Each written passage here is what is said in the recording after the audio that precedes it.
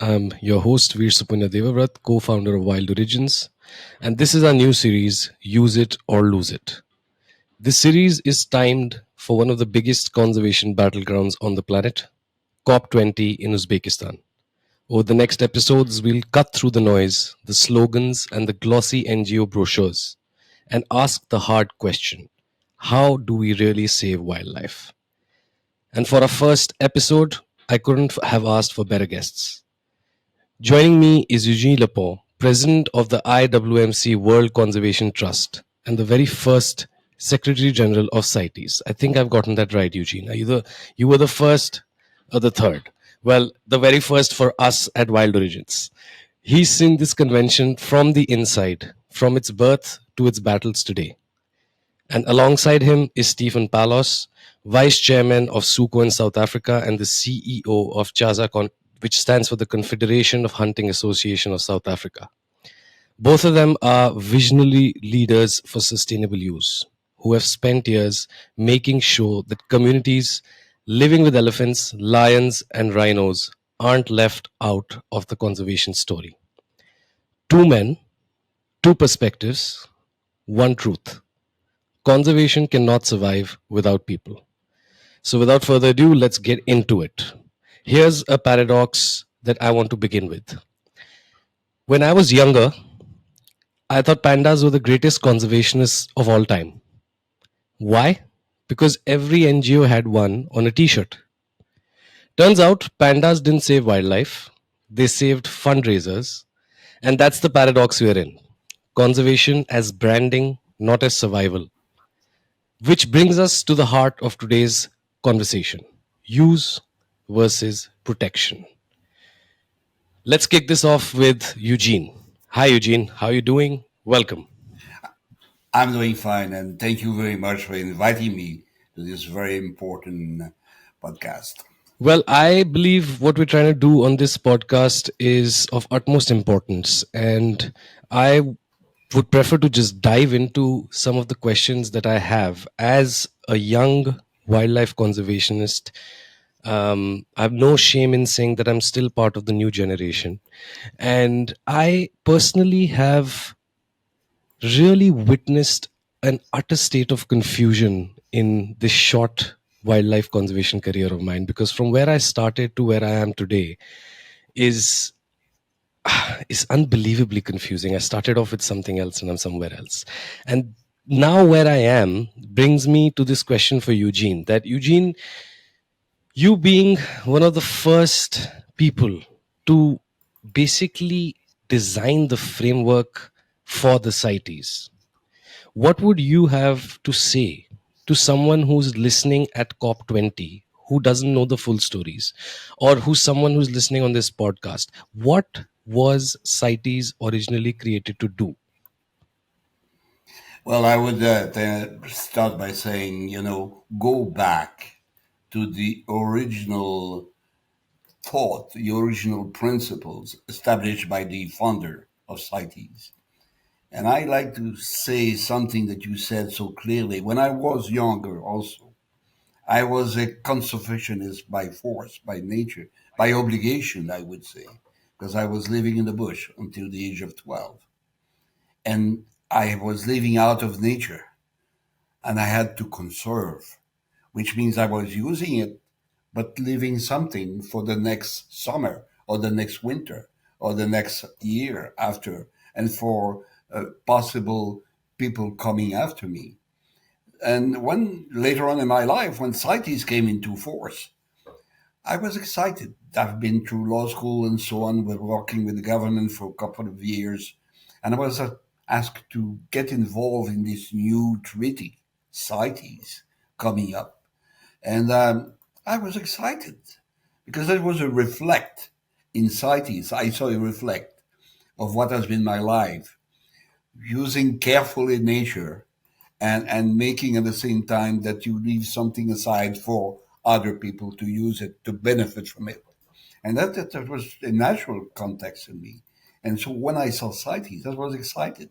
I participated into the preparation of the Canadian delegation attending the plenipotentiary meeting in 73, March 73 in Washington, and start developing the Canadian legislation to implement the convention. Well, that was the spirit I like to see in the next CITES meeting. I like to see also the spirit that we had at the fourth meeting of the Conference of the Parties in Botswana, when we had to set up the all activities under a tent. There were no facilities, no banquet facilities for special receptions and so on. Everything was in nature and dealing with nature. And most of the people at that time were not influenced by undue uh, misinformation and miscalculation. So I hope that CITES COP20 will bring us back to the origin, the wild origin of CITES, if I may say, and with the hope that people will be able to rethink CITES for what it was supposed to be. CITES, in my view, is an excellent mechanism, but it has been abused, misused, and misled by forces which have nothing to do, in fact, with the Conservation Treaty of CITES. Interesting. That is basically a very, very good explanation of how I have felt. Growing up, for the viewers, for the listeners, I am a filmmaker myself. So growing up, I grew up seeing these beautiful images, which I should mention before I go ahead that I did not know who was the person putting out these images.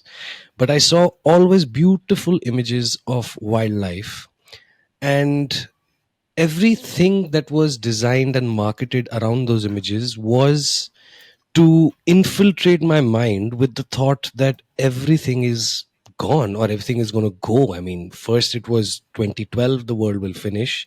Then thousands of statistics came my way about coral reefs dying out, about rhinos, going extinct, and so much of confusion. Um, However, fast forward to today, where I am learning about sustainable use. I'm trying to implement it in my own country, which has a lot of problems. Now understand what has been missing in the conversation for the masses the entire time.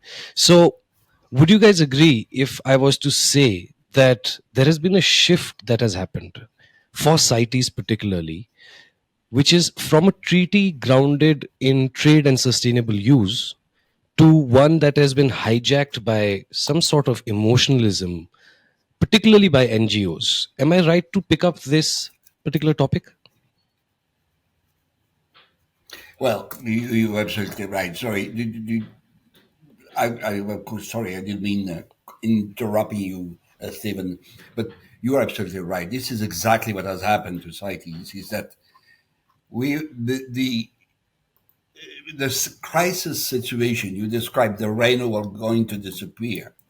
Like at this time, we should have no more polar bear, according to the some of the ideas that was spread into the CITES Conference of the Parties by, again, organization that had nothing to do. Now, you mentioned something, though, that I just don't agree with. You mentioned about emotional being the main reason driving, you should say financial, was a major drive behind the hijacking of CITES by so many animal rights NGOs, because this is the situation we're in right now. Absolutely. Absolutely. I mean, the financial aspect of things is something that 99% people that I have spoken to are completely oblivious to. They truly believe that the donation on a website to adopt a wild animal goes to adopt and take care of the wild animal, which isn't true, is it? If I may come in here, Via, and thank you, I wanted to step back to your introduction. And sadly, you started out with something of an apology because of your youth or your generation, and that's wrong. Now, I'm going to congratulate your generation as being a reawakening and a generation that's actually starting to question. And I sit pretty much squarely in the generation between the two of you. And I actually do think, and I hate to say that, I think it's my generation that screwed it all up.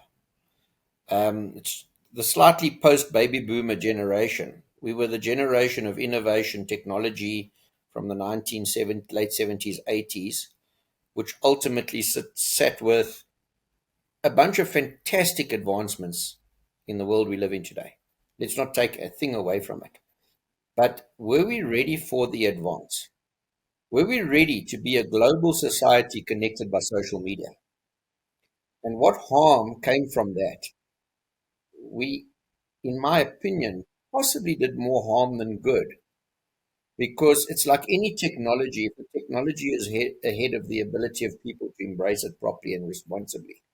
And I think that what we did is we globalized dialogue to make things, we dumbed down the narrative in my generation, because we gave every human being a pedestal, regardless of their qualification, their locus standi, or most importantly, their skin in the game in the subject matter. And that, unfortunately, me in the middle of us here did that. And the consequences of that is what we're trying to deal with today. And frankly, I'm actually very impressed at anybody in the age group 30, mid-30s down, starting to question a few things again and starting to look at reasonableness. So I see hope. I'm not a negative in that regard. I actually think we've turned a corner. And I want to be positive about that going forward. And I think CITES can be saved. Whether we like it or not, CITES is a big ball game. And CITES is a massive stadium with many players and many spectators and many hangers-on and many peripheral businesses attached to CITES. But you can only win the game by being in the stadium. So you need to embrace it, and you need to understand it, and you need to get involved in it. And most importantly, you need to understand how it affects you on the ground, particularly if your life is dependent on the sustainable use of the natural resource. And I do see that the youth today, have realized that, I believe. So I don't want to go further now, let Eugene maybe add to that, but that's my departure point, I think, for this conversation. Stephen, I agree with you when you're saying that your generation has been maybe the reason why we've been mixing up things like we are doing. But there is a good reason for that. I don't think you should take any blame for it, in the sense that your generation has developed a kind of generosity about taking care of social problems, environmental problems, and so on, that had never been seen before. The problem was that with generosity come a certain degree of naivety. You want to do so much things, and you have been the victim by your generosity and your naivety. Your generation, I'm talking about, not you personally, but you've been the victim of those exploiting that weak part of the chain, the naivety of the generosity, to fulfill their own objective, which was either political or financial. So that has been the problem, not you as a generation. To the contrary, I think you brought something completely new to the world, the desire of doing something, of developing something, of producing good for the people, good for the animals, good for the planet.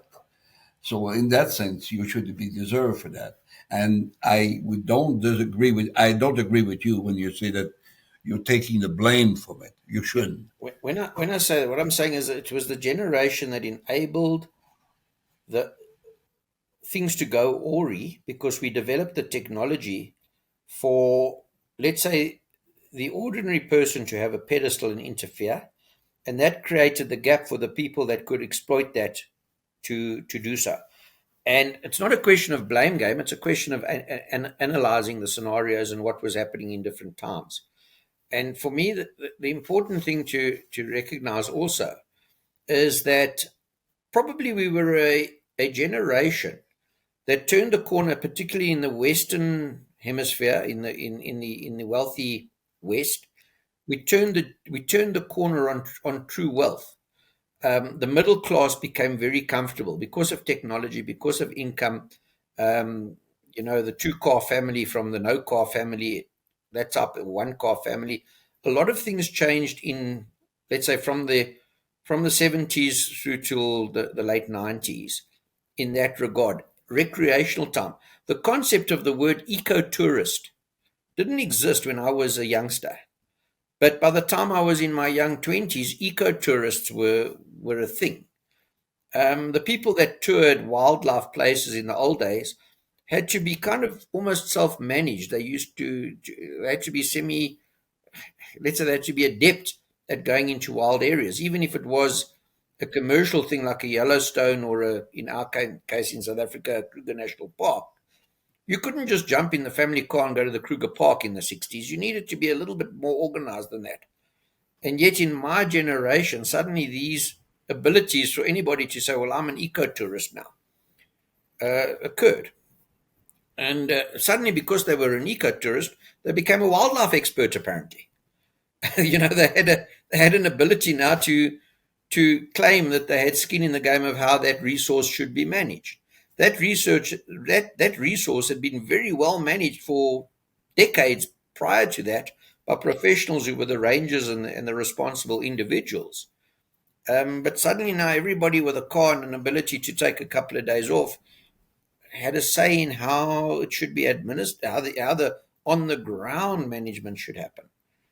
It was, to my mind, the equality of voice, regardless of the capacity behind the voice, that occurred in that space of time.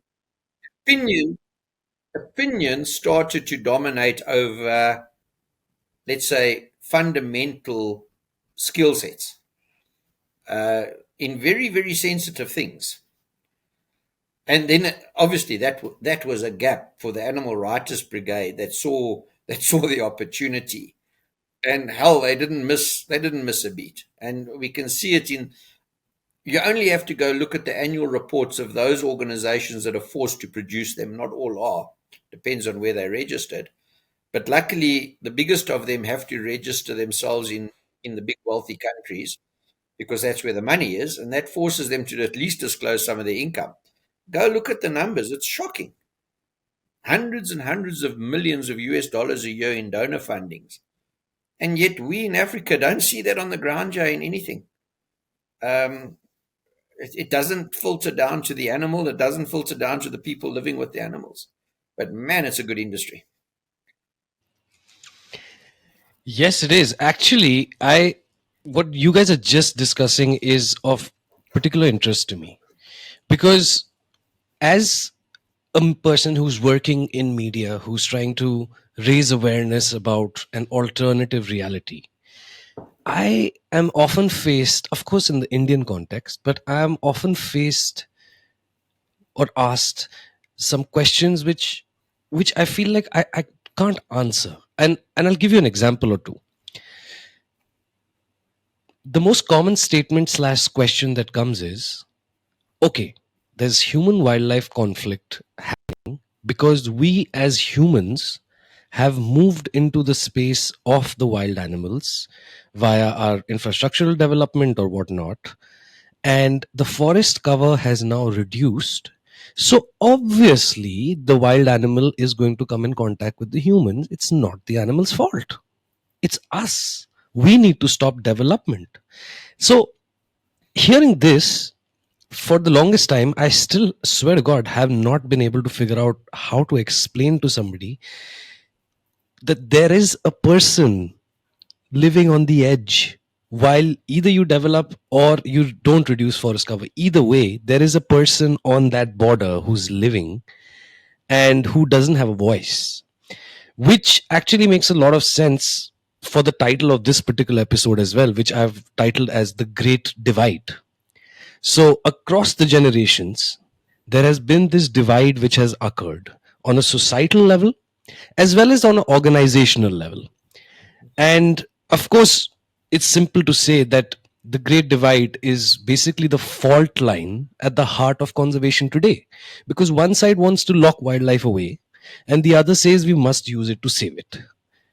This divide, this great divide, it I don't think it's about science versus poaching, or emotion versus reality, or protection at all costs, or sustainable use that actually works. You know, I think it's much more than that. Uh, if I may, you're touching maybe the heart of the problem, which is what conservation means. And in reaction to what you are explaining, the fact that we are often with development or otherwise other type of use in conflict, we are invading the habitat of the animals, the wild animals. There's this notion how we can deal with that. And people will say, if you're trying to say, well, sustainable use is a mechanism, and other will say, well, sustainable use is in opposition to conservation. Well, in reality, this is exactly the same thing. If we're defining conservation means that you want to use now, but keep some for the future generations. And what you're talking about in sustainable use, you may use now, but make sure you leave someone for the future generations. That's exactly the same thing. And what's happening is that when you have the difficulties in try to coping with that, is that people will say, well, then don't use at all in order to leave everything for the future generations. Now, this is another thing that I've heard for 50 years now.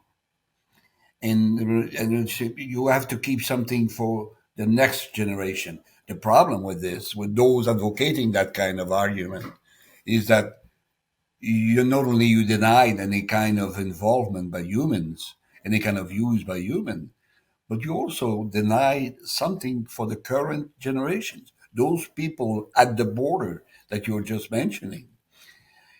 And you would not.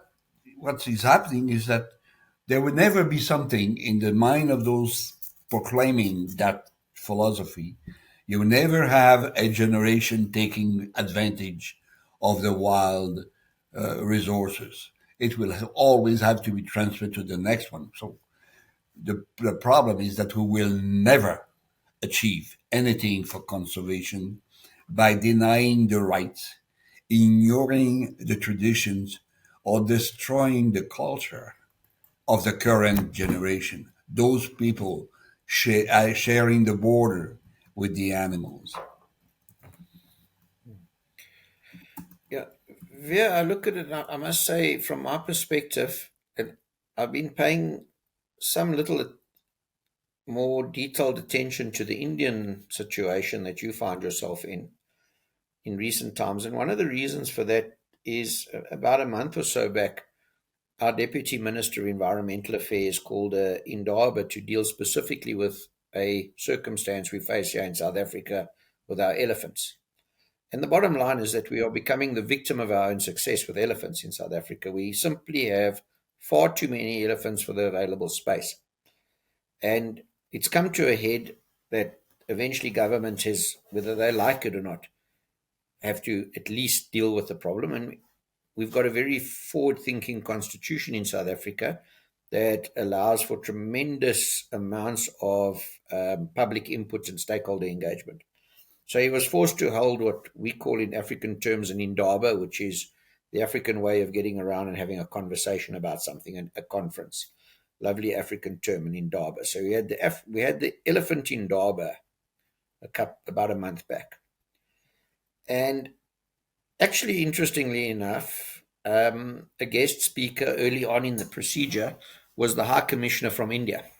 Lovely lady that came to give us some of their perspective and some of their solutions to the Indian problem, the elephant problem you face in India. The fact of the matter is, between our deputy minister and the High Commissioner from India, neither of them are experts at wildlife management. And with all due respect, her 20-minute address was full of kindness and full of emotion and full of very important things about how important the elephant is in both our cultures, the African culture and the Indian culture. They're two different animals, actually, but they're both elephants. But there's no doubt that the elephant is incredibly relevant in culture. Interestingly, so much so that I pointed out at the conference, and I think it's not quite fair, that the elephant is the only animal that appears in the actual CITES logo. I think that is a travesty of justice in its own right. There's 40,000 listed species. Why focus on the elephant? I think it's deliberate from a certain angle. But nevertheless, her solutions were Indian solutions. And her solutions are exactly opposite to what we are finding. They are putting water points, for example, in places to lead elephants away from where there's human habitation, apparently. I'm not sure if it's working, but that was the solution. Yeah, in our reserve, like the Kruger, they're starting to deny the elephants water near sensitive habitats that the elephants are busy destroying, in order to force them to go to habitats that can take some more hammering. So you can't, it's not apples and apples. She also dealt very deeply with the cultural deity element, saying that in almost every Indian household, you're going to find some other icon or token representing the elephant. And I think that's a very important thing. But that doesn't mean that it's a complete hands-off approach. We also have people here for whom the elephant is their totem, their icon. But that doesn't mean that it's a hands-off approach to managing the animal and keeping people separate. But the important difference is this one. Up until now in South Africa, our elephants have been fenced into properly proclaimed protected areas, private and government. Most of the government national parks are a non-utilization in terms of hunting, but they would have allowed culling in times gone by for management purposes. And in private spaces, a limited amount of hunting to keep things in line and culling. There's a move afoot now to set these beasts free, to tear down the fences, to let them roam. The room to roam concept that I4 is pushing across Africa. Now, we don't lose people to elephants much in South Africa. Zimbabwe loses about 15 a year. A cursory search of AI tells me India loses 450 people a year to elephants. I don't want, all the story is that it's probably a lot more. And for a lot of reasons, it's not properly recorded. I don't want to import that mindset to our people here. The mere fact that the poorest of the poor are those living right alongside our wild protected areas doesn't mean that we should take them and their lives of their children and their wives and all that lightly. And just accept that the animals are feeling whatever they think the animals feel behind a fence and should be set free to kill more of our people. I think it's a very, very inhumane approach to both the elephant and the people. And yet, for all their good intentions, this is what they're coming and talking from podiums about. It makes no sense. We have enough space to keep a viable population of elephants in a manner that is well managed and has historically been so, to the point that they've increased to the point that we have a surplus. And no one wants the surplus because no one else can manage or wants to manage the problem. And now we're at the point where utilization can be an ongoing model. And yet nobody wants to actually deal with that and admit it. Nobody that, first of all, requires a vote to keep their position in politics, or requires the person getting the vote in the politics to keep them employed in the job as an official.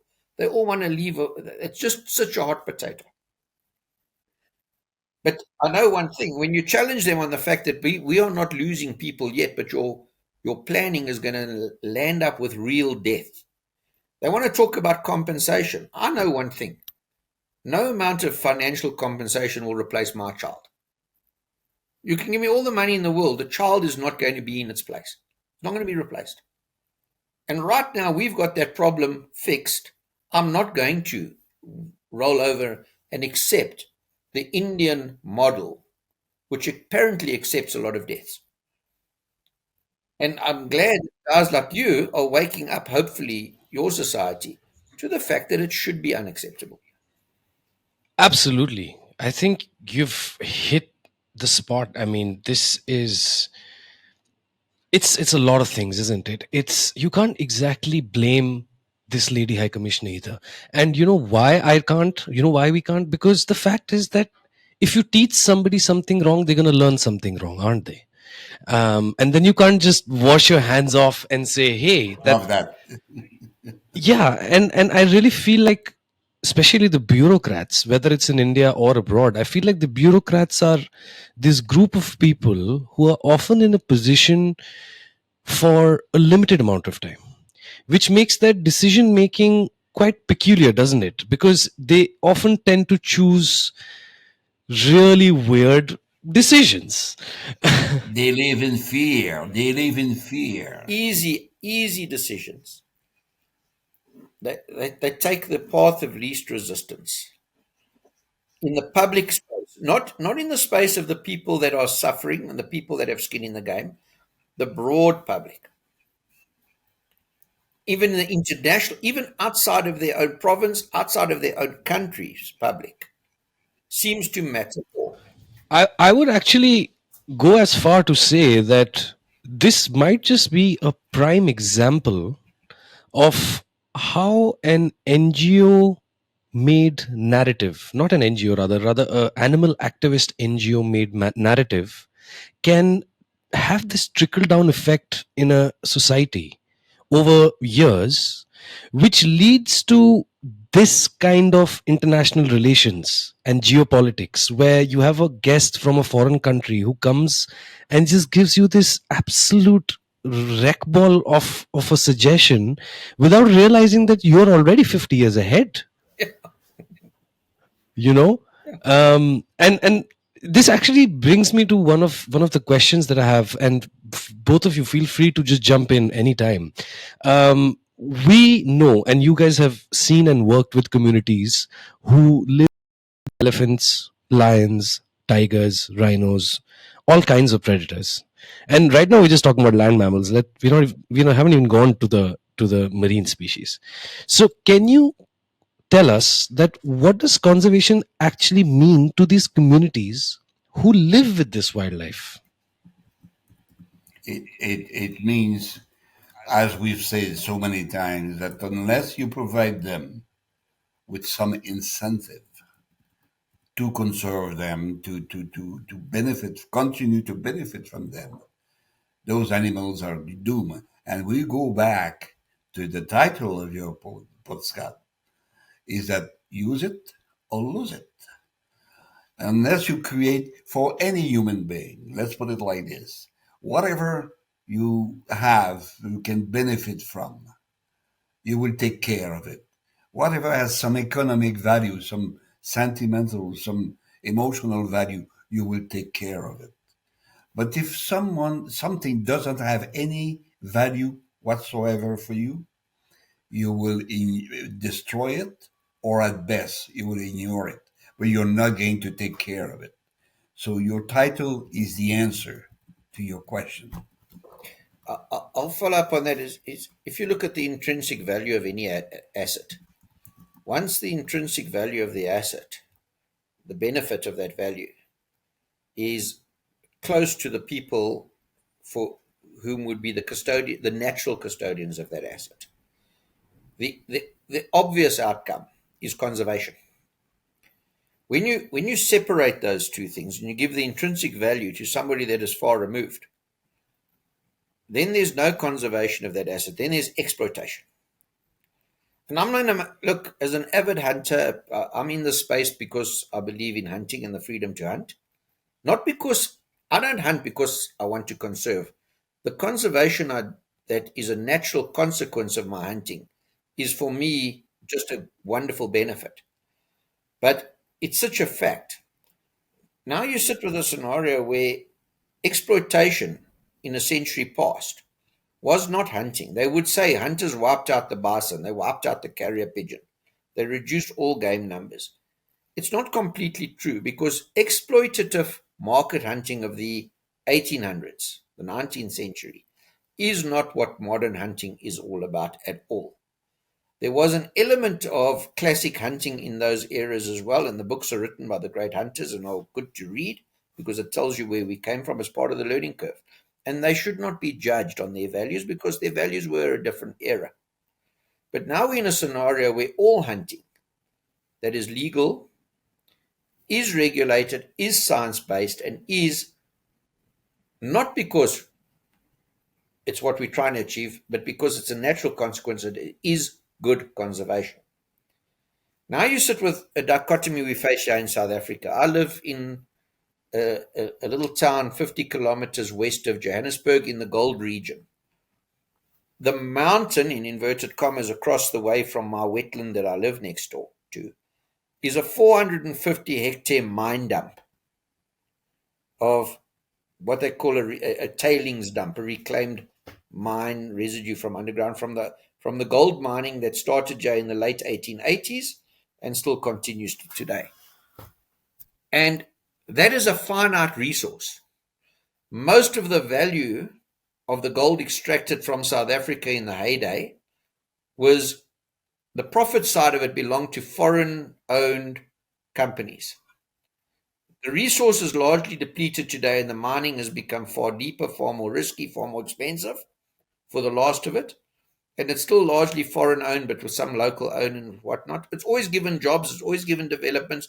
Take nothing away from that. But it's a finite resource. And we live with that legacy across that 450.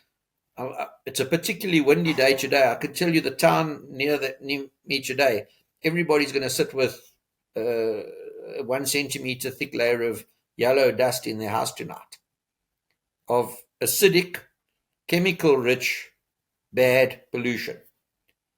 Nobody in the world is trying to boycott the import of our minerals right now. They still want them. But everyone wants to boycott the import of our hunting trophies. The UK government is busy now contemplating banning our hunting trophies. Now, what has hunting done for South Africa? We've kept 20 million hectares wild. We've put wild animals back where 100 years ago it made more sense, it seemed, to put cattle and goats, alien species or exotic species. We've put that back to wild, and we can export and we can replenish and we can replenish and we can replenish ad infinitum. We are the greatest managers of wildlife in the world, bar none. We've learned the trade. We know how to do it. It's a big industry, a 46 billion rand a year. It's about 4 billion rand a year industry in South Africa. It's starting to get to the point where it's bigger than many major other agricultural industries in this country, like dairy, for instance. And yet they want to stop us exporting that resource over there. But they're still happy to take our gold, our lithium, our diamonds, our whatever else. Where's the hypocrisy in that? Because the damage done environmentally with that mineral extraction, and the fact that the profit of that mineral extraction still sits mostly in London and Belgium, New York, that can carry on. But the extraction of our renewable resource on a high horse of ethic or whatever, they want to say, oh, no, we won't do that. And there's our problem. It's perfect. It's perfect example of the hypocrisy.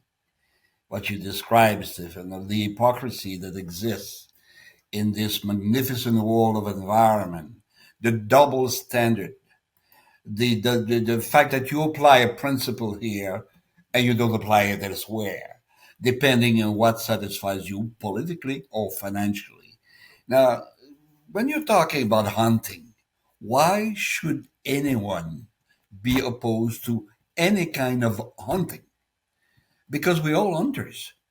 If we don't hunt, we die.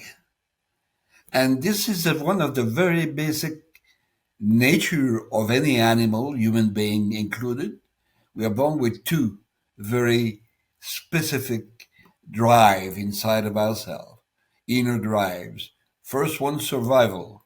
second one reproduction, which is also survival for the species. But our survival at the beginning, as you know very well, both of you, the human has to hunt, have to harvest their clothing, their cover, and their food. We still have to do the same thing, except that we have delegated the odious of killing to the farmers and so on. And we hunt, but we hunt in stores where we have our chicken is very well packed with plastic bags and so on. And we don't have to worry about the killing, but we are hunters. And even if you're vegetarian, you have to destroy the life of a tomato or a banana or whatever you eat as a vegetarian. Yeah. More importantly, you have to Sorry. as a vegetarian destroy life of of the animal side of the equation, not just the plant side, because there's no production of that stuff without first of all going into monoculture methods of agriculture, which require land clearing and all that type of things. So any which way, all they've done is outsource the killing. They've made the killing so distant that they feel that there's a justification to say, oh, but I don't do that at all. But we know that's not the case. It's very hard to live the true Buddhist untouched lifestyle. It's not impossible, but then you've got to be the real deal, and very few people can do that right. Yeah, I mean, I've often felt that from the perspective of the animal NGOs and the animal activists, it's like hunting an impala is cruelty, but eating a McDonald's McChicken burger is conservation. Like, does that make any sense? Am I right in saying or making that comparison? Because the double standards, like Eugene clearly pointed out, exist at such a degree that it's almost difficult to absorb and really adapt to that. Okay, this person's mind has been shifted and disneyfied, and there's so many words we can use for it, but it's been changed to such a level that it's almost impossible to come back to, because it's like talking to the wall. They've made up their mind about certain things.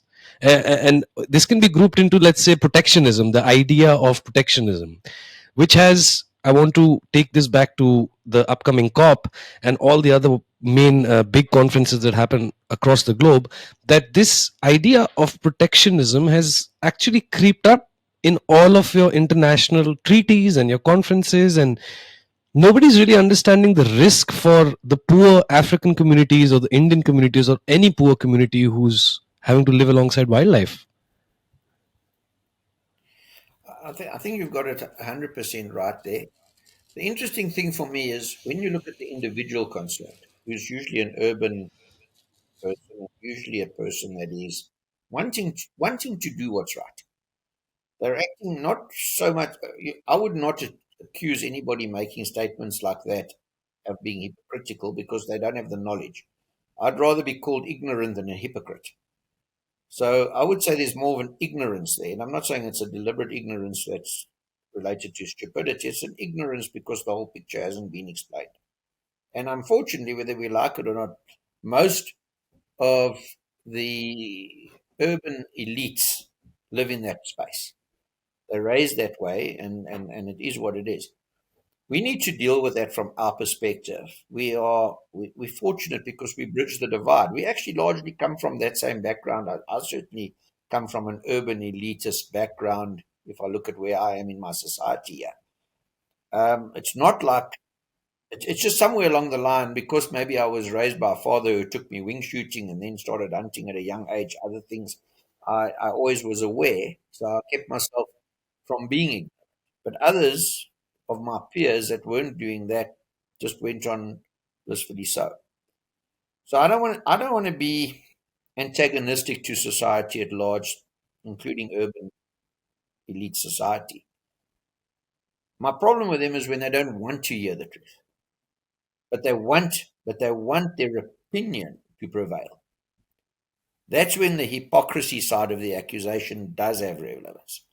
They want to remain ignorant, but they believe that their say should matter.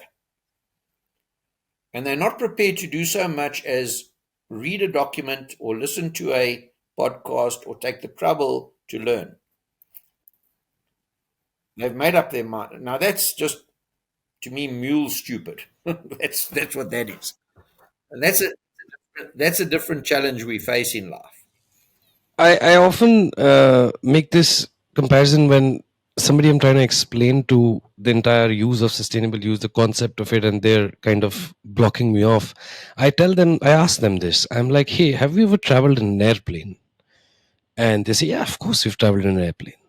I say, well, when you enter the aircraft and the air hostess greets you and looks at your seat, asks for your seat number, where do you go? He said, well, I go to the right and follow my seat. I said, well, okay, awesome. Do you take a left and enter the pilot's cabin and tell him how to fly? Because you don't do that. You take your entire life from the day you were born, every experience you've ever had, and you put it in the trust of that person who's flying the plane, because there's just nothing else you can do. Goddamn, shut up, sit down, get to your destination, carry on with your life.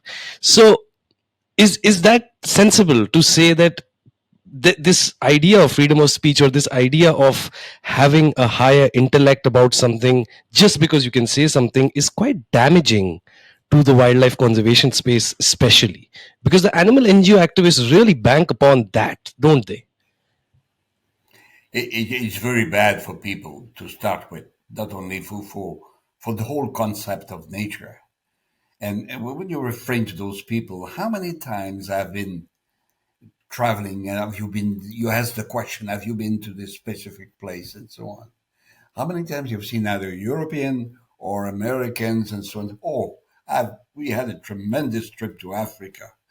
And we were very fortunate in that we had a McDonald's restaurant just next to our hotel, and everybody spoke English. We didn't have any problem to get along with the people at the hotel, and so on. So that's the extent and the limit of the knowledge they might have of a certain realities. And again, I go back to the statement that we both made, in the sense that people agreed to be part of certain things. It's a certain mechanism that they like to be. They like to do something for nature. But again, they are being driven in this nonsense philosophy that goes on again for purpose completely different than conservation. They have been driven in a direction that it's very difficult to get out of it. And like it happens in the issue of people being abducted by criminals and so on, they are put in a situation where they fear to come out and say, yes, we've been abused.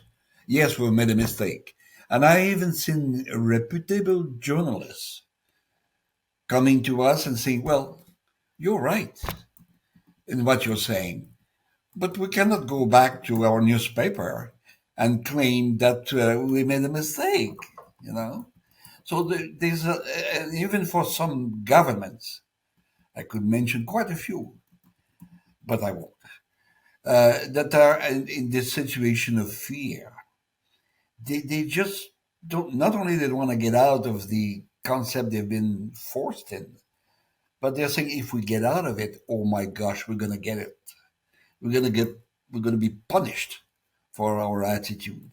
And it's very unfortunate that some of the governments that we will approach the CITES meeting with this kind of philosophy in mind, in making sure that they go certain ways as not to be criticized, not to be attacked, not to be condemned by the animal rights NGOs dominating until now the phase, the CITES activities. And talking about these animal NGOs dominating this space, when bans are made at, say, a CITES meeting, or say the COP, when these bans are made and implemented, say often in Geneva or in New York boardrooms, what is the impact on these poor communities on the ground, in terms of food security and rights? Well, it's different ways of looking at those. When a decision is fantastic, if you look at some of those decisions, inappropriate decisions being made at CITES. You have the chanting and the dancing going on from the NGOs. You'll be so happy. We succeeded in having something listed in CITES. This is the only time I see people being stupid enough to be able to collaborate, celebrate their mistakes, and celebrate failure. If something is duly put on CITES appendices, it's a question of matter of failure, because we fail in our duties of being good guardian of the planet, of the species. We've been failed. And so there's no reason to celebrate that. And if it has not been put on the CITES appendices for good reason, then there are other uh, reason to believe that it, it's no celebration is needed either. Now, I'm saying that because the question that your question of how people are considered and so on, no, they're not. This is totally irrelevant. You have someone driving for that particular species to be put on the appendices. The rest is totally irrelevant. And look at the excuse that are given to put certain species on CITES appendices. They are totally irrelevant to CITES. CITES is not going to take care of climate change or local use or any kind of situation which is outside of its legal parameter. Yeah, yeah, those. So CITES is not going to take care of that. So why to celebrate that? Because again, the focus of these organizations having hijacked CITES, different ways, different form. And I doubt very much there is also some kind of corruption taking place in many instances. There's no way you can figure out that there's something in mind that they have for human being, and this is something that we are trying to put in the next CITES COP20. Is trying to bring some new dimensions with a new resolutions, uh, ex- asking people to be more considerate. At the previous meeting, we had a draft resolution trying to insert the notion of human rights into the CITES criteria for the listing of species. Of course, it was rejected in the sense of, oh, there are other organizations to take care of human rights. So this gives a mentality of an issue, idea of the mentality that exists between those pushing. People are in existence. They don't have any place. They disregard total involvement of people, and they disregard total consideration for human rights and human people. I'll give you an example. In 2019, the animal rightists managed to sideswipe CITES and get the African giraffe collective, all the species listed on CITES. Now, they've now, since then, determined there's 4 species of giraffe. There's probably 8 if you look at subspecies, but 4 species. The risk to giraffe sits in all the North and East African species, where no hunting and no exploitation for commercial reasons take place. They are all threatened by bush war, uh, local conflict, poaching for meat to feed local conflict, etc. Those species do face those risks, which are not trade related. The southern giraffe, which occurs in South Africa, Mozambique, Botswana, Namibia, Zimbabwe, and all that, is way beyond abundant. Way beyond abundant. But it got bunched into the uplisting. The net result back here in South Africa was suddenly the value of giraffe plummeted because farmers, landowners that had giraffe, now faced huge red tape hurdles for any giraffe that was utilized. CITES kicked in, and what did they do? of course, CITES doesn't apply for local use. So the meat, the own use here is internal.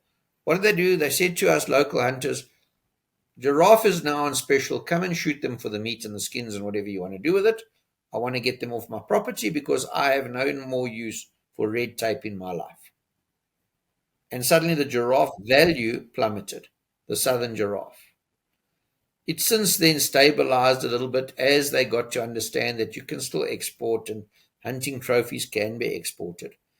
But the interesting thing is the lie that came with the argument. They quoted figures to argue that were showing the amount of giraffe exports per decade as huge numbers. But the truth is, a single giraffe can result in 1,000 or more individual exports because giraffe is utilized throughout. The bone makes wonderful knife handles and other trinkets and things. The skin can be sold as a whole skin, or it can be used in other kinds of scenarios. So one giraffe can result in 1,000 or more CITES export permits. So the bottom line is the amount of giraffes that died is nowhere near the amount of exports on record. And nowhere near the lie that's been told that they have been died, right? There's the story. So now everyone's saying, but why would you kill a giraffe? Well, actually, it is meat. It's actually good meat. It makes tremendously good product. The skin is fantastic for a lot of things, and every part of that animal gets used. It's no different to a cow in terms of utilization, but it's an easy, low-hanging fruit for emotional purposes. So they managed to get it and do all what Eugene explained in terms of the party, the hand clappings and the parties and the story. But what did they do? They took the one abundant species of giraffe and put it under threat as well now, because now people don't want it. We're hoping like hell that we can get that corrected. But the truth of the matter is they never saved a single giraffe, and they have certainly cost the planet quite a lot of giraffe. But they had a hell of a party celebrating it in 2019. So, Stephen, what you're saying reminds me of, I'm sure you remember that, the original proposal by a certain number of African countries. There was, at the end of the introduction of the proposal, there's a little sentence saying this proposal is supported by all members of the African Elephant Coalition. Therefore, we will not accept any amendment. Now, between you and I, we have a little knowledge of international relation. What is it to bring something in an international forum open for discussions and negotiation and so on, and say, no, no, no, no. We put you in front of this document here. We don't accept any amendment. What that nonsense could not come from a government. It has to be, inserted into the mind of the proposal by someone who again abused the fact that the people did not have proper knowledge or enough resources, human resources, to be able to analyze the impact of such wording in an official document presented for an international treaty. You know, you reject before going to the conference itself. You reject any kind of possibility of negotiation, discussion, and so on, which is the essence. In other terms, you say, CITES, go to hell. We are not interested. All we want to use is use your appendices. So this is the kind of climate, that very warm climate, I would say, that we have to deal with in CITES presently. And the issue of the giraffe, as you described, Stephen, is probably one of the numerous examples. There are others as well with shark species and so on. And I hope that the proposal that have been put forward by South Africa will make its way and be recognized by the parties. I must say, yeah, I think we're at a stage now where I think we've been on the back foot for some years, but I do think that the collective global sustainable use fraternity are starting to be more organized. And if this is your inaugural show, Thanks to SUCo, amongst other things. I would really like to take an opportunity to tell you that the SUCo concept, the Sustainable Use Coalition Southern Africa, um, has maybe been a little bit of a late starter, but I need to take my hat off to my good colleague over here, Eugene, who planted that seed in my head back in 2016 when South Africa hosted the Conference of the Parties in Johannesburg. And he gave me an idea of creating this coalition. I'm not sure if it was deliberate or whether it was accidental, but I got the idea that we were behind and we were going to play catch up. And I was trying to trap you. but definitely, and I must be honest, the exact mandate my organization has is not wildlife export and trade and all that. It's local hunters. So CITES was not for us mission critical. But I learned a lot in 2016, and having met Eugene then, and he planted the seed of coalitions of sustainable use to make sure that what matters to you matters to other people in other ways elsewhere, and find them and make sure that you align yourself, was the seed he planted. And it's nearly a decade later now. It's that I've had the privilege of counting Eugene as a friend and a colleague. But it was definitely the seed he planted in 2016 that grew to the coalition that we formed here, that has now had a rebound back to other parts of the world and pulled other people into this coalition. And I would really urge anybody that sees anything that matters to them in this regard to reach out to the IWMC and to Eugene and find the network. Because if we don't make a network of this, we're not going to survive. I sincerely hope,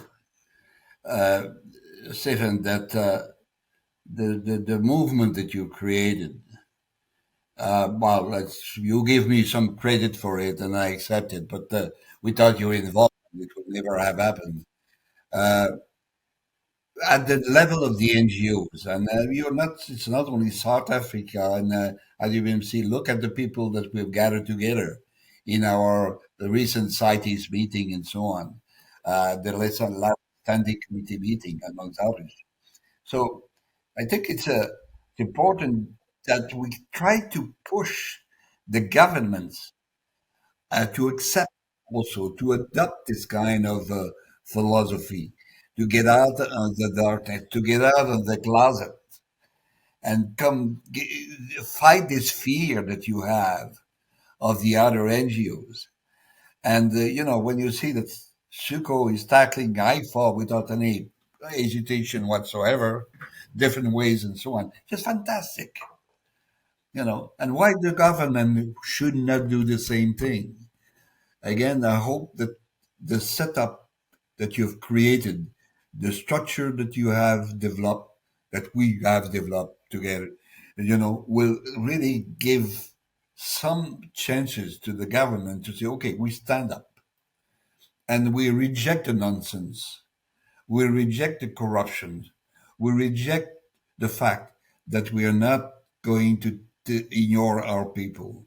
As of now, we achieve conservation in the true sense of the word, conservation of wild animal for the benefit of both human beings and wild animals.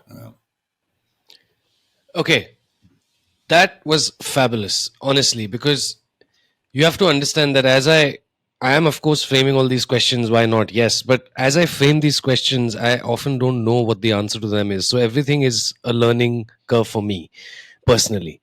And I hope anybody who's anywhere remotely close to the new generation is tuned into this podcast to understand the intricacies that conservation brings. However, I've been thinking about doing this since a few days now, so I'm just going to go ahead and do it. The animal activist NGOs always have a very urgent appeal towards everything. I mean, it can be the smallest thing, but it'll be urgent, urgent. You need to save, you need to do it now, or it'll be gone. In On that note, COP20 will see proposals that could either empower communities or strip them of their rights completely. So it's a question to both of you, but to Eugene, I want to ask what is at stake in general for global communities if the protectionist proposals win? And the same question I want to translate to Stephen, but in the context of Africa. I think globally is very simple. Is that we will first of all we will destroy the true conservation mechanism that are being put in place, the valid conservation mechanism, those involving people, those involving scientists, those involving the traders, the users. This is the only way you can achieve conservation. And if you line up a philosophy of protectionism, total protectionism, based on prohibitions, then you will fail. Because we know very well that prohibition with human being does not work. They never worked and they will never work. And we have so many examples with alcohol, with drugs, with gambling in United States, where the Supreme Court recently had to reopen the bidding on college sports in order to remove it from the hands of the mafia, of the criminal activities. This is the same thing with the wildlife. We will not keep pushing for prohibition, for total protectionism, and we will fail. And fail for human beings and fail for people. And unfortunately, I don't know what will be the options left for people like South Africa. Anyway, I'm sure Stephen is pretty capable of answering that in terms of what options do they have? They have the wildlife, they have the resources, they are living in a gold mine without a reference necessary to what you said before, Stephen. They're living in a gold mine and dying of starvation. That's the essence of people when you compare their life with the in relation to wild creature. Stephen? Yeah, I think in our instance, yeah, I think you need to look at Africa in its parts. In terms of sub Saharan Africa, there's no doubt about it that from a conservation perspective, the West African countries, not all of them, but the majority of them, have kind of fallen prey of the animal rights organizations and essentially are puppets there at CITES. I don't know if that's happening at their central government level. I actually think it's so unimportant because of their conservation failures in their own lands that they aren't even paying attention. And I suppose there's a few sort of petty officials that are benefiting from a free ride politically to go there and be a voice for animal rightism. Certainly, they cannot look after species, they cannot look after landscapes. The other side of the coin is if you look down to southern Africa, where sustainable utilization has largely been official policy and pretty well managed. The price we've paid for it is an abundance of a lot of different species that are listed as endangered, and yet we're overflowing with them. So that tells us that the model that's been used in Southern Africa is a successful model. And it's ridiculous that you sit with a convention like CITES that's now in its 50th year, and it continues to reward failure and punish success. Because that's what it's essentially doing. It's rewarding failure and punishing success. How long will Southern Africa endure that before they give up and stop trying? I don't know. My personal opinion is I think we're resilient down here. We've learned a lot. We know how to manage our wildlife. That's clear. No one in the world can hold a candle to us in management of wildlife. The question is, will that start to be recognized, and will that filter through to policy elsewhere because people start to become jealous of our success and see its potential? I suspect that's starting to happen to a degree. We've had calls, for example, out of elements in Kenya to say, can we come and see what you're doing? Because what we're doing isn't working. And it's only a matter of time before other people, success leads to success. So I'm going to finish on a positive note. I think I'm not going to give up just because global opinion and international policy is not on our side. What I'm going to say is keep doing the right thing, but keep in the stadium and keep playing the game. And with the help of friends like Eugene and his partner, our good friend Bernie and others, we've got good mentors in how that game is played in that space. We're new there, but we're learning fast.